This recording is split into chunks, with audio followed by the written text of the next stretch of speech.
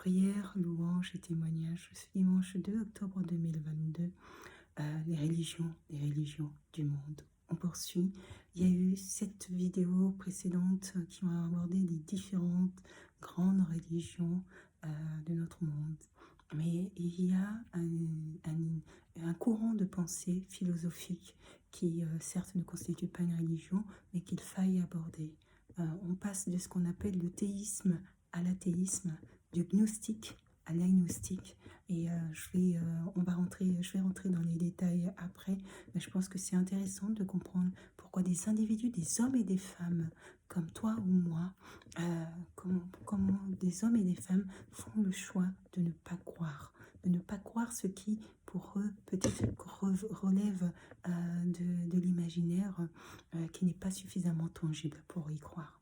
Je vous propose d'écouter cette chanson de Michael Wyatt, Holy, Holy is Your Name. Avant de démarrer sur cette chanson, vous voyez là, il ouvre sa chanson avec ce passage 39.7, Ézéchiel 39.7. Et je vais vous le lire avant qu'on écoute cette chanson. Mon saint nom, je le ferai connaître au milieu de mon peuple Israël, et je ne laisserai plus profaner mon saint nom. Alors les nations sauront que je suis le Seigneur, saint en Israël. Je vous propose d'écouter cette chanson. Holy, holy is your name. And I will not let them pollute my holy name anymore. And the heathen shall know that I am the Lord, the Holy One in Israel. It's been written a long time ago that his name is holy. His name is powerful.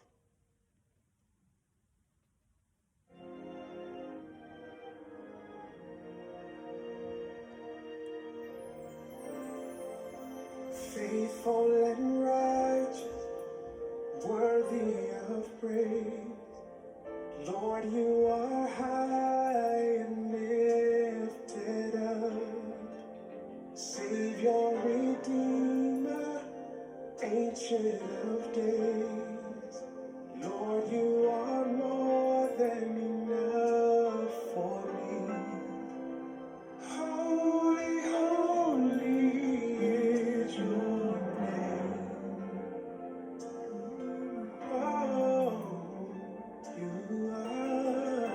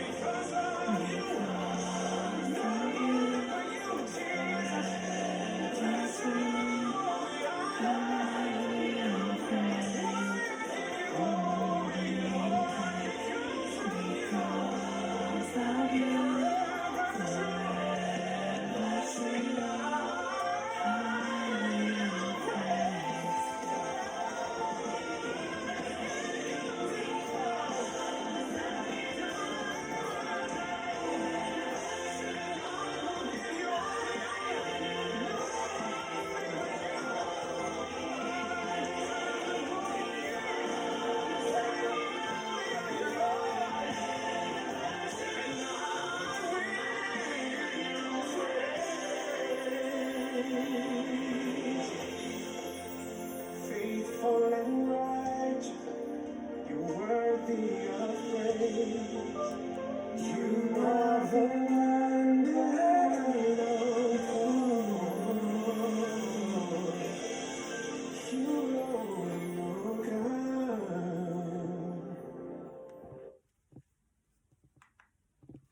Amen. Amen. Si vous êtes comme moi, quand vous écoutez ce chanteur, c'est incroyable. Sa voix est la voix d'un ange. Magnifique. Magnifique. Béni soit l'Éternel, mon Dieu, pour tous ces chanteurs extraordinaires qui nous fait la grâce, voilà, de pouvoir écouter. C'est merveilleux, c'est merveilleux. Et je vais faire écouter une autre chanson, comme Wayfarer. Déborah Mkalouf.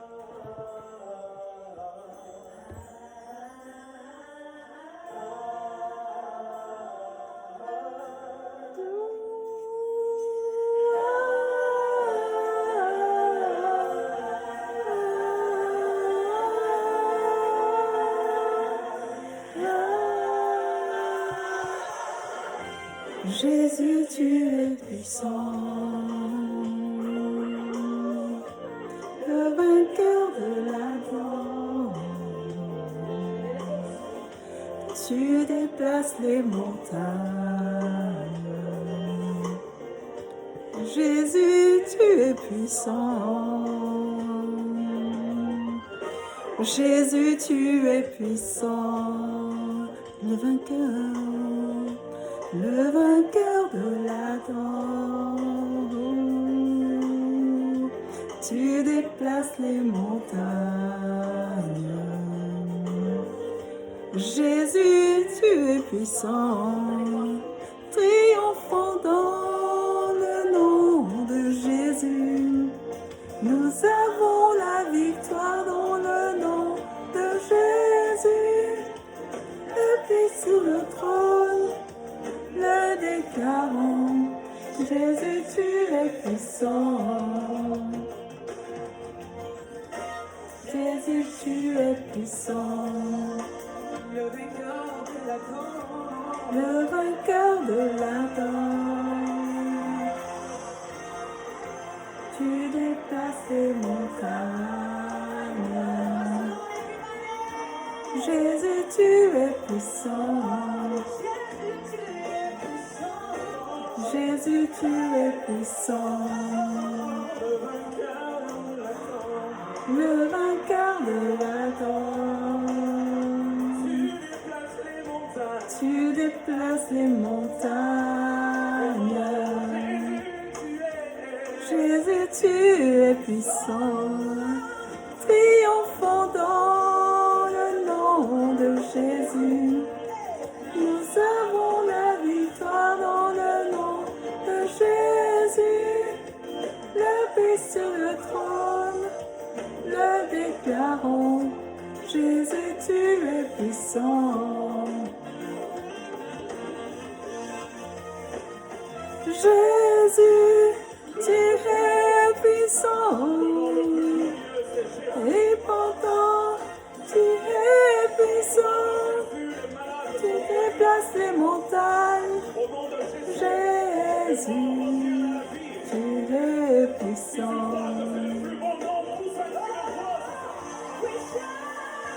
Jésus, tu es puissant, et pourtant tu es puissant, tu guéris les malades. Jésus, tu es puissant.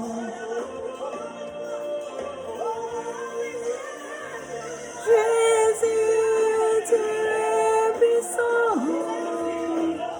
et pourtant tu es puissant, tu brises toute chaîne.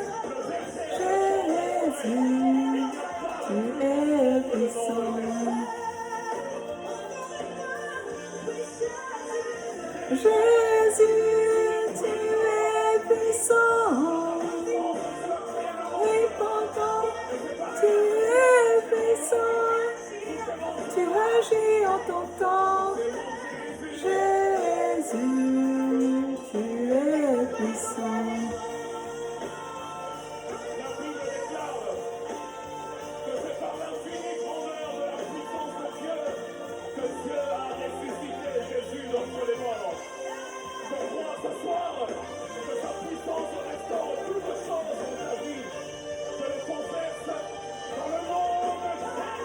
Déplace les montagnes. Jésus, tu es puissant. Tu guéris les malades. Jésus, tu es puissant. Tu brises toutes chaînes. Jésus, tu es puissant. Tu agis en ton temps, Jésus.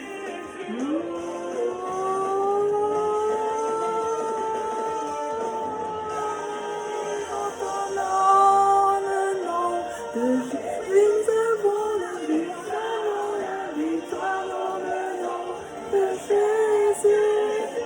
Levé sur le trône, le déclarons, Jésus, tu es puissant. Lorsque ta puissance entre en jeu, elle change mon histoire.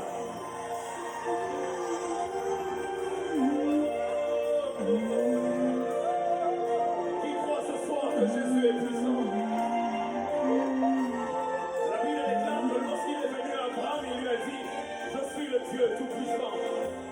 Et il est écrit après, il lui a dit, Désormais, tu seras suis plus Abraham. mais désormais, je change ton nom en Abraham. La même chose se répète lorsqu'il vient à Jacob, il lui dit désormais, Tu seras plus Jacob, mais Israël. Je suis le dire à quelqu'un qu'à chaque fois que la toute-puissance de Dieu se manifeste, Il y a un changement d'identité. et ce soir, je suis en train de croire par la puissance du nom de Jésus qu'il y a quelque chose de nouveau qui se passe dans ta vie. Ce soir, je suis en train de croire par la puissance du nom de Jésus que Simon se change en Pierre. Ce soir, je crois par la puissance du nom de Jésus que la stérile peut enfanter, que le célibataire peut trouver mariage, que le malade peut déclarer qu'il est guéri, que le pauvre peut dire qu'il est riche, car lorsque le Jésus puissant agit, il y a toujours quelque chose qui change. Oh, lève tes deux mains. Nous triomphons dans le nom de Jésus. Nous avons la victoire dans le nom de Jésus. La paix sur le trône. Hosanna sur le trône. Hosanna sur le trône. Hosanna sur le trône.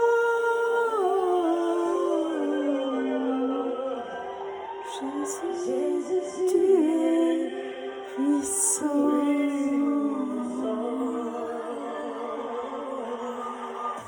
Amen. Amen.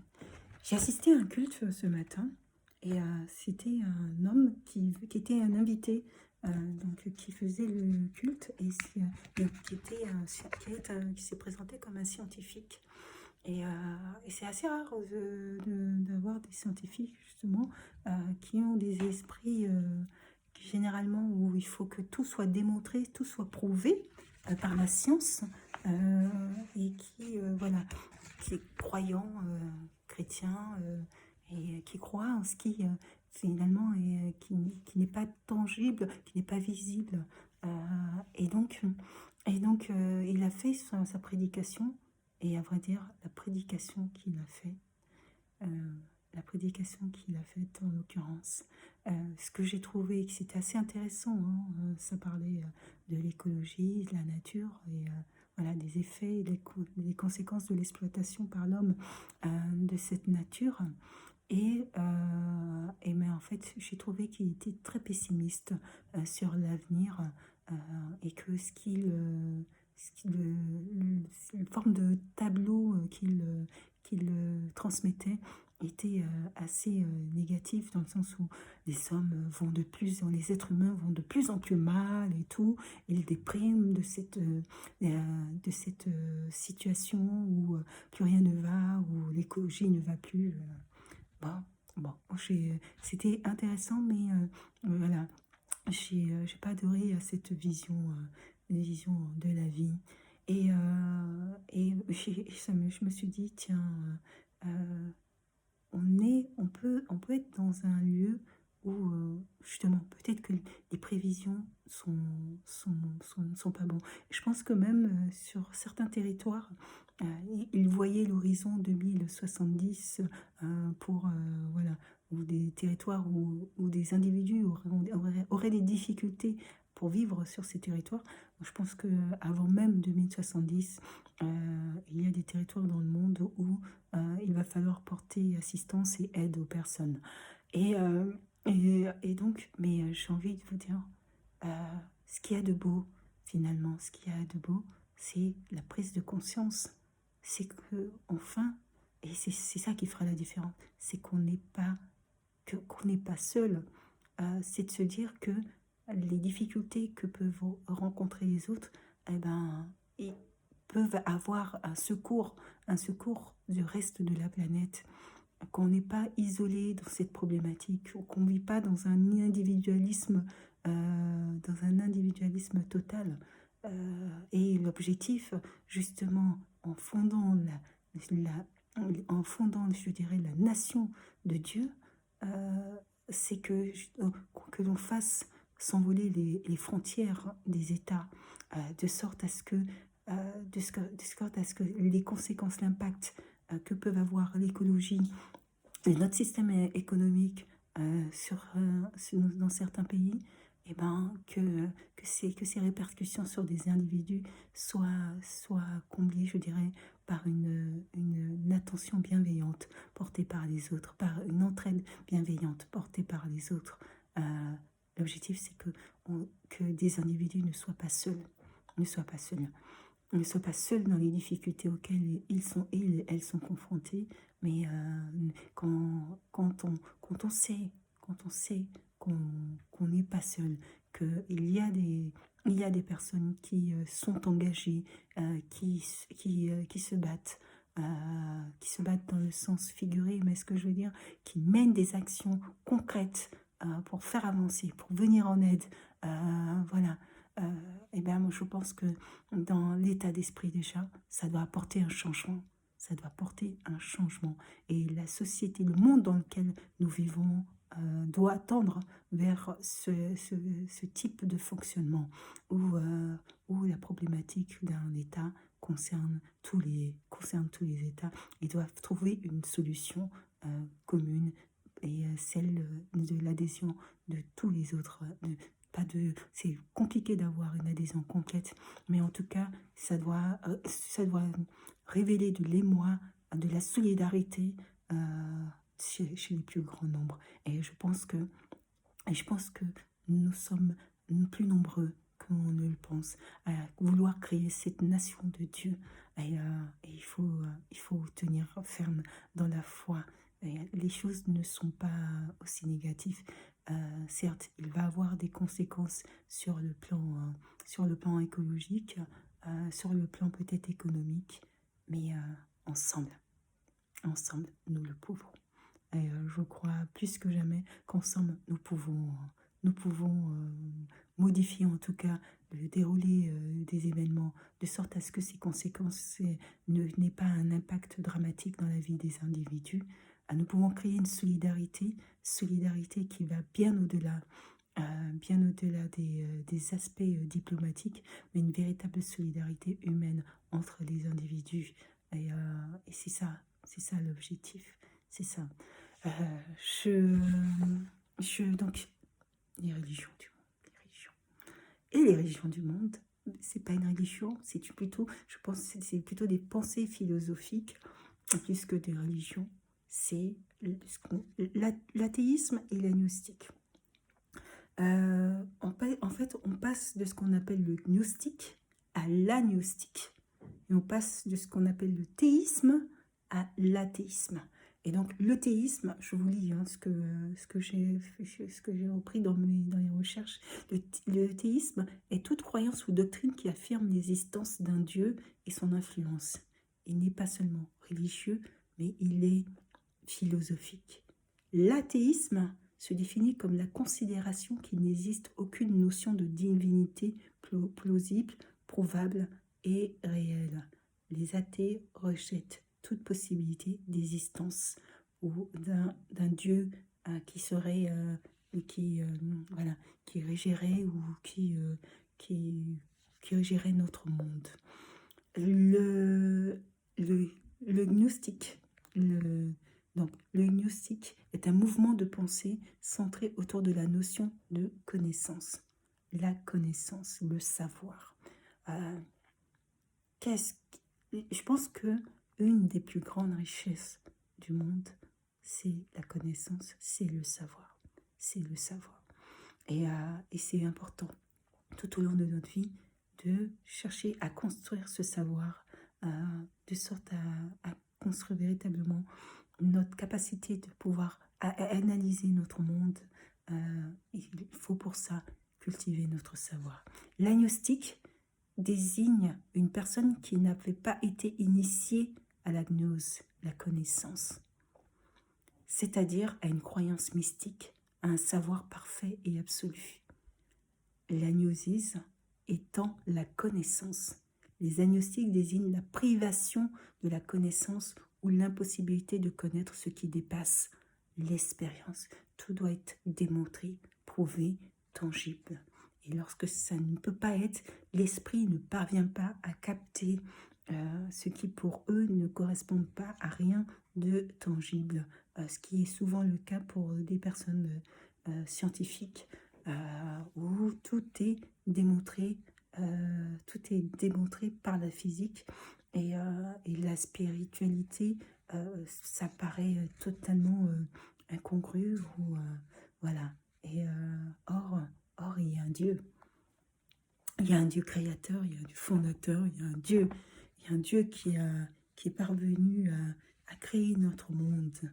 Il y a un Dieu qui nous a aimés, et qui nous a donné de quoi pouvoir vivre, de quoi pouvoir respirer.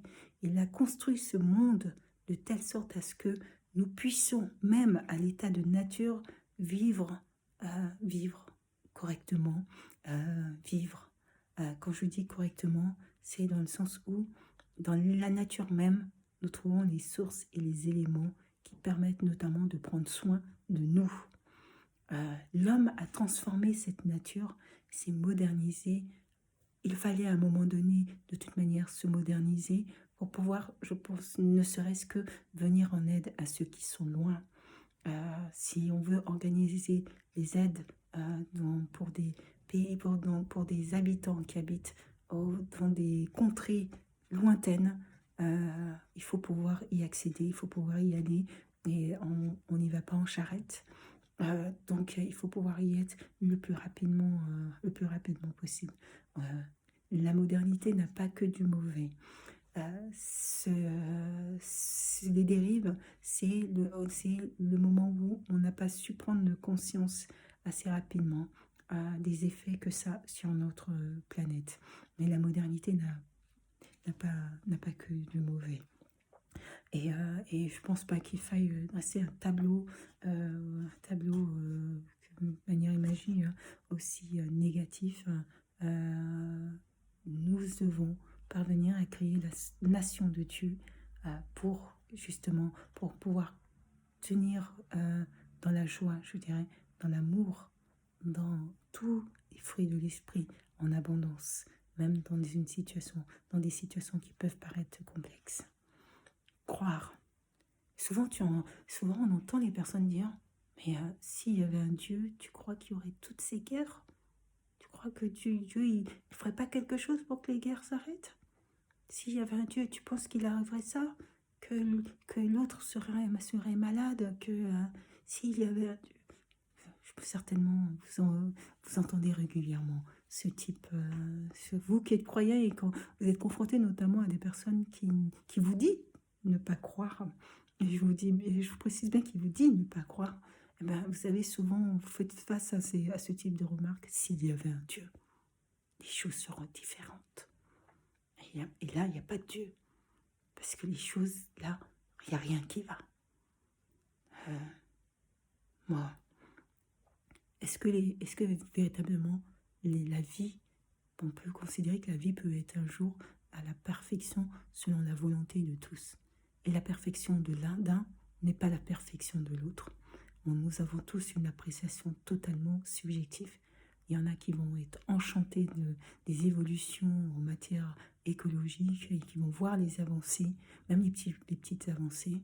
Et il y en a, ça va pas être sur l'écologie, ça va être sur d'autres thématiques ils vont trouver leur joie et leur bonheur. Donc ces changements sont appréciés de manière subjective par chaque individu et nous sommes tous différents, hein, avec des visions différentes et des objectifs différents de ce que nous voulons, nous, de notre monde. S'il y avait un Dieu, s'il y avait un Dieu, les hommes à un moment donné ont décidé de faire un choix de vie. Ils sont passés de l'état de nature, qui je rappelle, hein, pour beaucoup de philosophes, ce n'était pas un état de paix, mais un état de dangerosité. Cet état de dangerosité, parce que les individus, parce que on partait, je vais sortir une phrase qui est extraite d'un texte. L'homme est un loup pour l'homme. Bon, il prend l'homme pour de manière imagée sous forme d'animal. Mais en fait, au sens figuré, ça signifiait là que l'homme est un danger pour l'homme. Et parce que l'homme a pris conscience qu'il était potentiellement un danger pour l'autre homme, ils ont décidé de se constituer dans un contrat social afin de se prémunir, se préserver, se protéger de la dangerosité des autres hommes. Notre contrat social et ce sur quoi repose notre vie et qui est basé sur des lois, eh ben, cet ensemble de contrats sociaux, c'est la volonté de se prémunir des risques éventuellement. C'est une forme de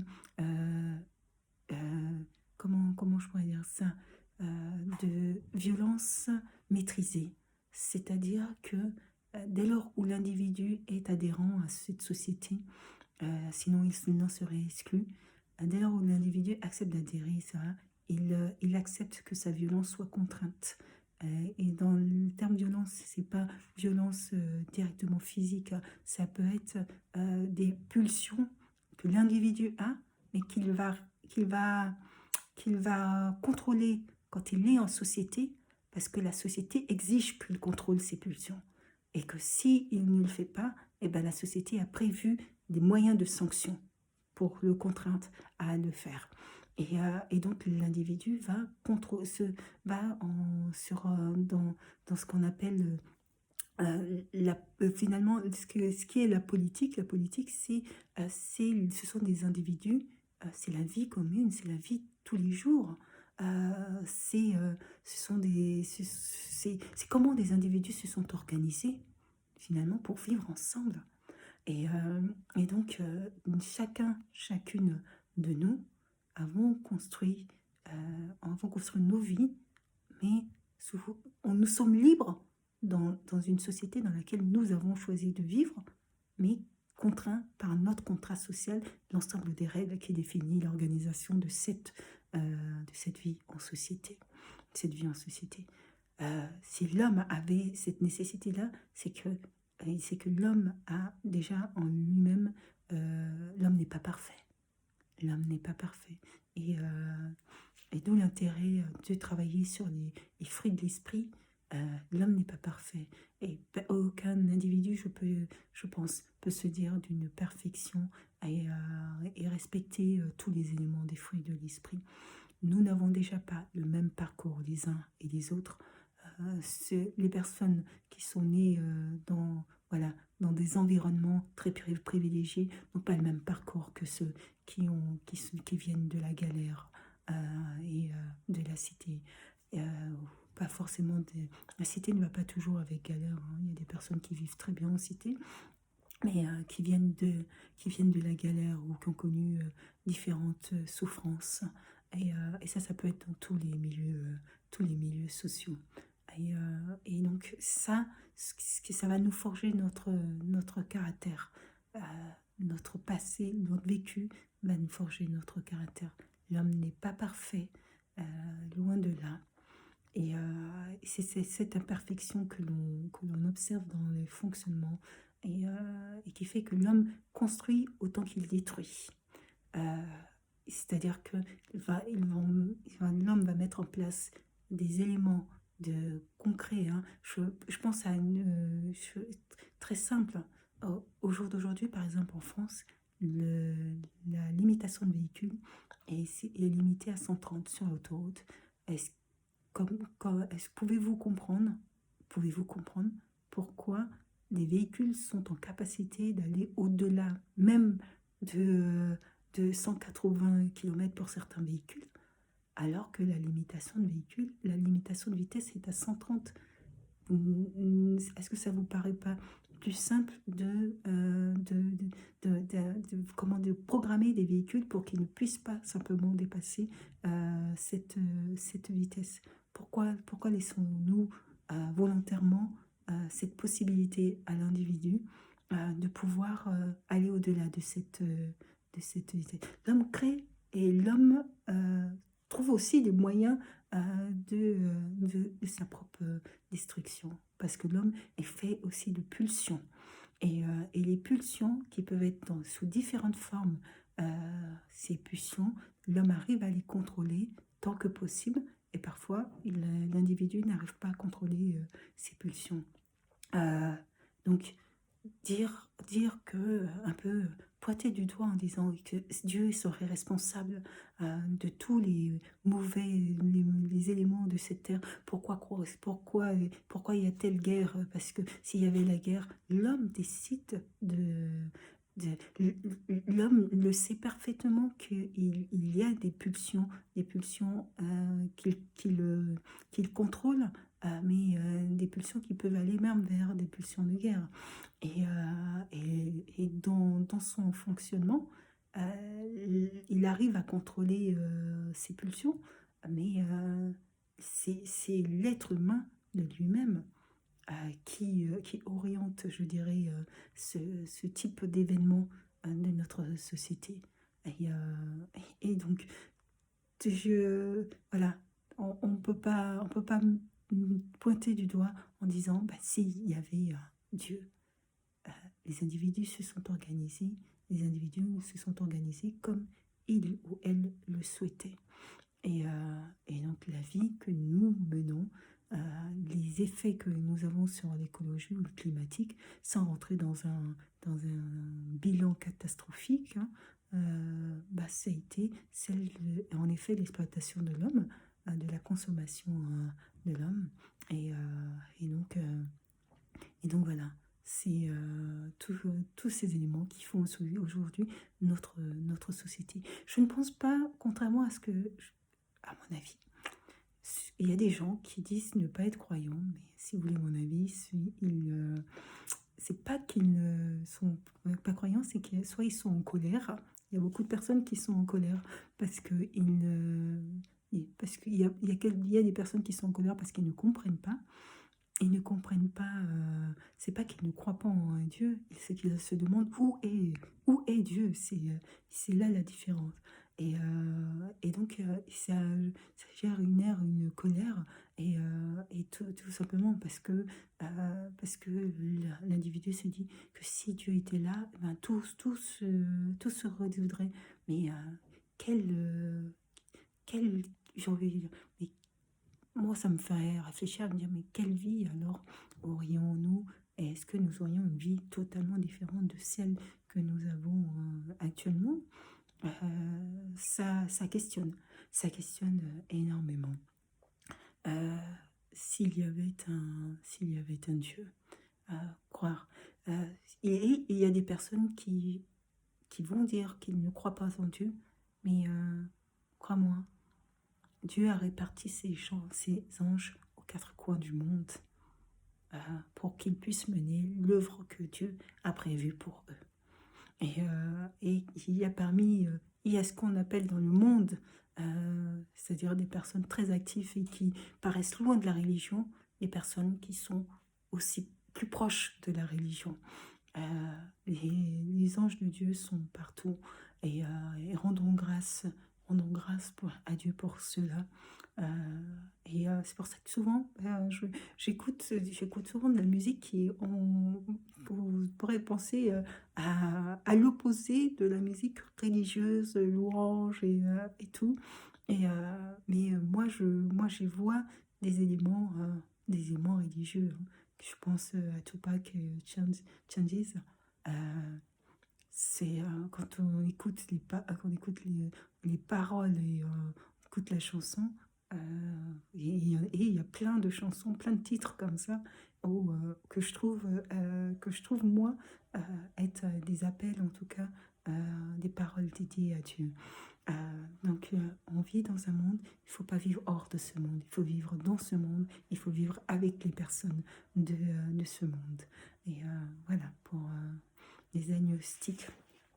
Donc, gnostique, on passe du gnostique aux agnostiques, on passe du théisme aux athéismes, ceux qui ont besoin que les choses soient démontrées, soient prouvées. Je vais faire un temps de prière.